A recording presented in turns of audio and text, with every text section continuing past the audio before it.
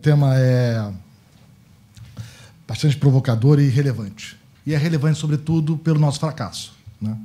O Brasil adotou uma série de iniciativas de apoio à inovação nos últimos 10 anos. Nós somos dos países com maior taxa de subvenção à inovação entre os principais países do mundo, né? Numa lista aí de mais de 20 países, somos o sexto que mais subvenciona inovação. E, no entanto, nós somos muito mal sucedidos nesse aspecto, né? E nos diversos indicadores que nós temos. Número de patentes, né?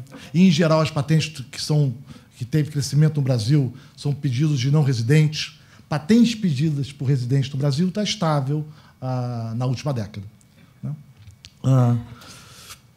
Tivemos a Lei do Bem, né, de 2005, né, uma lei com muito otimismo à época. Tivemos as iniciativas do Brasil Maior. Temos uma lista com 15, 20 metas relacionadas a sucesso com inovação. O governo brasileiro gasta mais com inovação do que o Japão e a Inglaterra, né? E, no entanto, fracassamos, né? Por que a razão do nosso fracasso? Quer dizer, porque, apesar de tantos recursos públicos alocados, tantos incentivos, né, hoje é quase automático. Pega uma grande empresa, tem lucro real, ela deduz o lucro real pela Lei do Bem e ela pode aplicar em P&D. E o que a gente observa é que o percentual de empresas apoiadas pelo governo aumentou. O número de empresas que inova, não. O gasto total com P&D, não. Por que fracassamos? Iniciativas tão, né, parecem tão razoáveis. O Brasil tem um problema de inovação, o Brasil inova pouco, o Brasil tem pouca inovação. Vamos dar dinheiro para a inovação. Assim o Brasil vai inovar e vai passar a ser competitivo. Pois é, deu errado. Por que deu errado? Né? Eu acho que aí é preciso um pouco dar um passo para trás. Quer dizer, não foi só aqui que deu errado, né? A gente está experimentando momentos muito difíceis na economia, né? Por uma série, apesar de uma série de iniciativas para estimular a economia.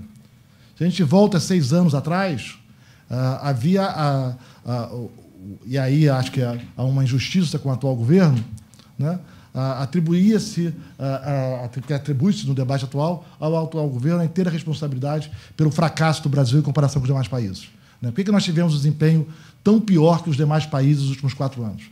Por que nos últimos 4 anos o Brasil só está melhor do que países que estão em guerra, como a Rússia e a Ucrânia, né? Por que o fracasso do Brasil, né? E aí atribui-se muito à política econômica. Agora, esquece que essa política econômica, há 6 anos, foi apoiada por a maior parte da sociedade, né? Voltado a 2009, 2010, havia aplauso em praça pública pela política econômica do governo, né? Defendia-se, à época, que estímulos ao setor privado, proteção à produção doméstica, né? Crédito subsidiado, juros para baixo e câmbio para cima, era o caminho do sucesso para o Brasil. Esse seria o caminho que levaria o Brasil ao bom desempenho. O problema era câmbio, era juros, era falta de estímulos, era falta de proteção. E o governo seguiu integralmente a agenda que a maior parte das lideranças privadas no Brasil defendia à época, né? Começou o governo com juros para baixo, uma promessa até de juros reais de 2%, câmbio para cima, né? O crédito subsidiado chegou para o BNDES, chegou a 400 bilhões de reais, acho que é inédito em outro país um crescimento tão forte em tão pouco tempo. As barreiras não tarifárias aumentaram enormemente no Brasil.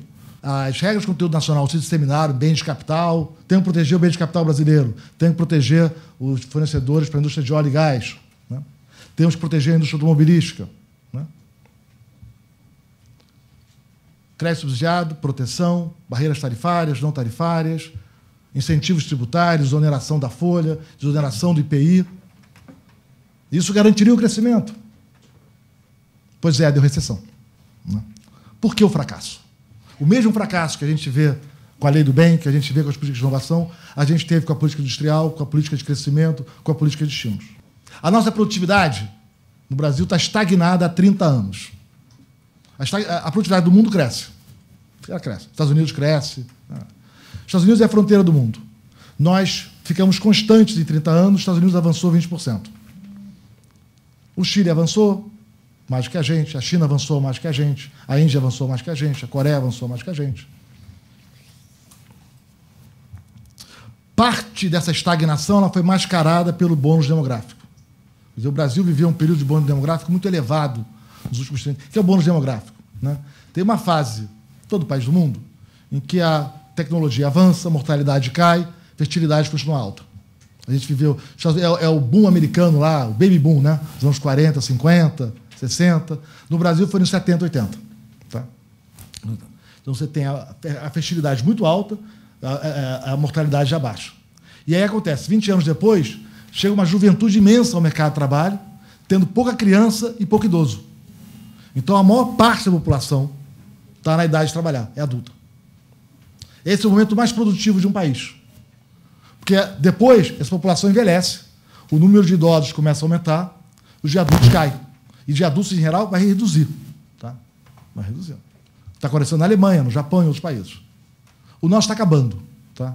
E, em termos econômicos, já acabou o nosso bom demográfico. Tá? Em termos demográficos, continua mais uns 10, 15 anos. Em termos econômicos, acaba, porque hoje sai um jovem, vira um adulto, e de um adulto vira idoso, mas idoso no Brasil custa 2 vezes o jovem. Então, do ponto de vista econômico, o bônus já foi. Tá? Então, como a gente está vivendo o bônus demográfico, essa imensa quantidade de pessoas da área de trabalhar em relação aos inativos, crianças e idosos, a nossa economia crescia mais do que a produtividade. Porque tinha muita gente chegando ao mercado de trabalho. Acabou. Tá? Isso já foi. Isso já foi. Esse crescimento maior já foi. Hoje os idosos crescem 4 vezes mais rápido que os adultos. 4 vezes. E daqui a 20 anos, mais ou menos, o número de adultos vai diminuir. Tá? A frase corrente é: o Brasil ficou velho antes de ficar desenvolvido, ao contrário dos países europeus ou do Japão. Foi mascarado. Nós temos um problema de produtividade. Da onde veio o nosso problema de produtividade? Tá? E por que as políticas estão bem intencionadas, que na intuição de pessoas inteligentes, de organizações sindicais, dos sindicatos patronais, pareciam que era a direção correta, deram tão errado? Um problema típico de política pública é você analisar um problema, falar: tem aqui um problema. O centro de São Paulo está decaindo, está sendo abandonado. Tem mais jovens empregados do que adulto. Né? Tem pouco P&D no Brasil. Investe-se pouco no Brasil. Você vê o fenômeno e você fala: tem uma solução fácil para esse problema. Né? Vamos dar estímulos. Se tem pouco investimento, vamos estimular o investimento. Se tem pouco P&D, vamos estimular o P&D. Se o centro de São Paulo está abandonado, vamos estimular a ocupar o centro de São Paulo.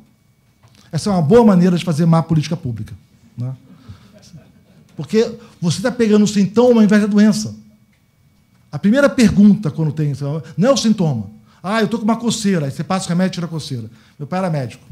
Ele fala assim: a pior coisa que tem, quando alguém tem tosse, é dar remédio para tirar a tosse. Porque a tosse é o sintoma. Primeiro estuda qual é a causa. A doença pode se agravar se você não faz os diagnósticos corretos. Qual é a causa da doença? Antes de dar estímulo para ocupar o centro de São Paulo, vamos estudar por que o centro de São Paulo decaiu. Se antes de dar dinheiro para P&D, vamos estudar por que o Brasil tem pouco P&D. Senão eu vou dar o dinheiro bom para política ruim, quebra o Estado brasileiro, que foi o que houve nos últimos anos, e o termo aqui não está leve, a situação fiscal do Estado brasileiro é grave, e não resolve o problema. E dá o fracasso que deu. Infelizmente, esse é o resultado da incompetência, né, na gestão da política pública. Os termos estão duros porque o momento é grave. Né? Então, primeiro tem que fazer o diagnóstico de por que o problema existe. Então, vou dar o exemplo do jovem. Tá? Do jovem. Eu tive essa conversa no governo, outra encarnação, 10 anos atrás, quando tinha o tal programa Primeiro Emprego. Né? Então, assim, o primeiro emprego era isso. Ela olhou, estatística, o desemprego entre jovens, isso é um fato estilizado no mundo inteiro, era 2 vezes do adulto. Até hoje é. Tá? Bom, tem um problema, o jovem está desempregado, vamos dar estímulo às empresas de contratarem jovens. Né? Deram dinheiro. Foi a parte do ajuste fiscal mais fácil que foi feito, porque não conseguiu gerar, quase deu um emprego. Né? Por que fracassou a política? Por que fracassou a política? Tem muitos jovens desempregados. Vou usar uma analogia. Né? Nos termos politicamente corretos, eu vou usar uma analogia politicamente incorreta. Né? Eu faço isso com meus alunos de graduação, né? Quando dou mais aulas. Assim, vem cá. Eu, né, bem mais velho, são mais jovens que minhas filhas, né? Vamos sair à noite. Eu e um garoto de 20 anos de idade. Quem tem chance de arrumar uma namorada mais fácil? Né? Quem tem chance? Né? Agora, se eu pegar um grupo de cinquentões, quarentões, e um grupo de 20 anos, qual grupo deve ter mais casados? Os cinquentões, quarentões. Isso é que nem um emprego. Se eu pego o adulto, a chance de estar casado ou estar empregado é muito maior que o jovem. Isso quer dizer que o jovem tem dificuldade de arrumar emprego? Não. Quer dizer que o jovem está trocando de emprego com muita facilidade, como ele troca de namorada. Ele está experimentando. Ele não está desempregado, porque a chance dele arrumar um emprego semana que vem é muito baixa. O jovem não está desempregado porque é difícil arrumar emprego. É mais fácil para o jovem arrumar emprego do que para o adulto. Da mesma maneira que é mais fácil para o jovem arrumar uma namorada que para o adulto. Só que o jovem não quer casar, ele quer experimentar, ele não sabe que ele quer trabalhar. Né? Que tipo de emprego ele quer? Então não tem desemprego porque tem dificuldade de arrumar emprego. Logo, ao dar um estímulo para conseguir emprego, não resolve o problema. Porque não é um problema.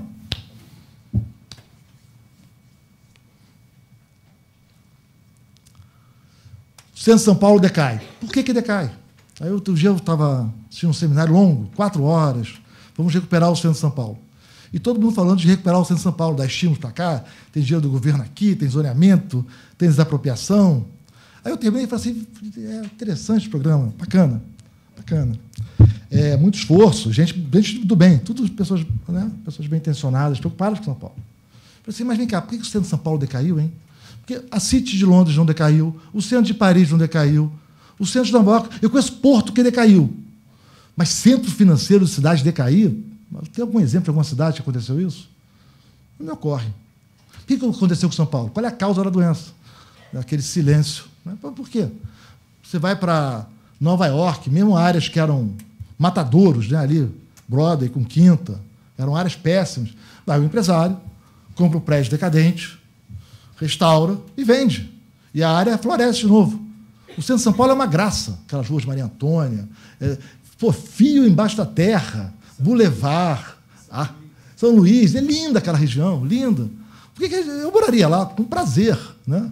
Por que não vai o empresário, compra, restaura, transforma o hotel, o Cador, num novo hotel? Por que moradia?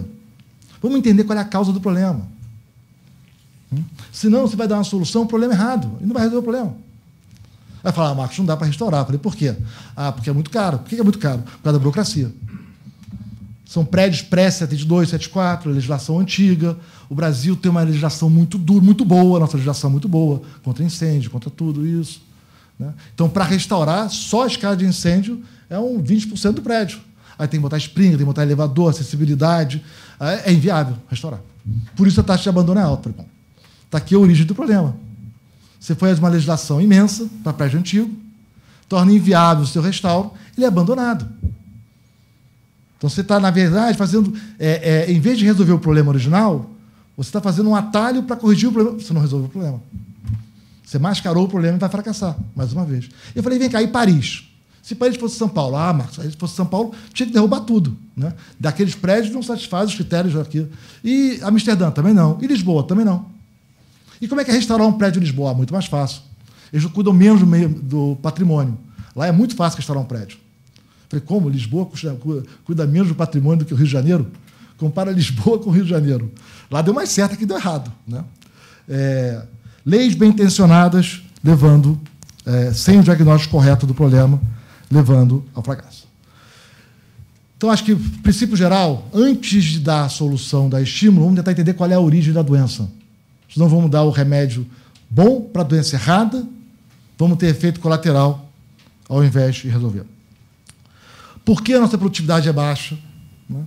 E aqui eu acho que parte do problema foi a solução proposta. A gente tem no Brasil uma tradição antiga, né, de proteção à produção local. Essa é uma tradição antiga do Brasil. O Brasil, tradicionalmente, desde o período Vargas, escolheu por ter uma espécie de desenvolvimento autônomo. Naquela época não era tão anormal, o Brasil fez mais do que a maioria. A Turquia tinha seu BNDES, todo mundo se fechou, todo mundo tinha plano quinquenal, desenvolvimento, metas. Essa era a agenda dos países emergentes. Em geral, deu errado. né? A gente gosta de contar do caso de sucesso, que é a Coreia, e esquece todos os casos de Plano Nacional de Desenvolvimento que fracassaram muito. Né? O Brasil, por incrível que pareça, apesar de nós continuarmos tendo 25% da renda americana, não temos tido sucesso no nosso desenvolvimento, nós somos um dos melhores exemplos, por incrível que pareça, dessa política. Tá? Deu errado na Índia, deu errado no Paquistão, deu errado no Quênia, deu errado na Argentina, deu errado no México, deu errado em geral, onde foi adotada essa estratégia. Mas era a estratégia tradicional do nacional-desenvolvimentismo. Fecha a economia, o governo direciona os subsídios, diz onde tem apoio, controla preços. No caso do Brasil, para quem da minha geração viveu os anos 80, chega num extremo impressionante o controle de preços e a interferência na gestão privada. Né? E, em geral, isso resulta em desequilíbrio fiscal, em baixa produtividade, em exclusão das cadeias globais de produção, crise macroeconômica e ineficiência microeconômica. E para lembrar uma crise antiga, que parece a recente, 74, choque do petróleo, ameaça o crescimento econômico, o governo diz, a crise lá de fora, aqui dentro não chega. Né? Foi isso que foi feito com o governo Geisel. Segundo o PND, dirige o FAT para o BNDES, crédito subsidiado, tudo que o Brasil pode produzir deve ser produzido no Brasil, torna-se a economia mais fechada do mundo ao lado da China de então. Né? O governo financia essa expansão, a inflação sai um pouco de controle, mas esse é o preço a pagar pelo desenvolvimento. O Brasil cresce 8% no ano, 6% no seguinte, 4%, termina numa longa estagnação, descontrole das contas públicas, crise nas contas externas, crise fiscal. Nada muito diferente a não ser a escala e o fato de era uma ditadura, agora a democracia, do que escolhemos fazer nos últimos 6 anos. Né? Reage à crise, dizendo que a crise delicada não chega, dá os estímulos, e o resultado é uma economia com... O mundo crescia 4% antes da crise, o Brasil crescia 4% antes da crise, o mundo cresce 3,3% depois da crise, o Brasil tem recessão. A América Latina crescia mais de 4%, está crescendo 3%, o Brasil está em recessão. Nós tivemos, salvo Venezuela e Argentina, nós somos os piores desempenhos do mundo, né? Além da Ucrânia e da Rússia, que estão em guerra. Né? Somos piores que a média, nós puxamos a média da América Latina para baixo. Né? Seguimos a mesma agenda. E por que proteger a indústria nacional é ruim? Por que proteger os setores brasileiros é ruim?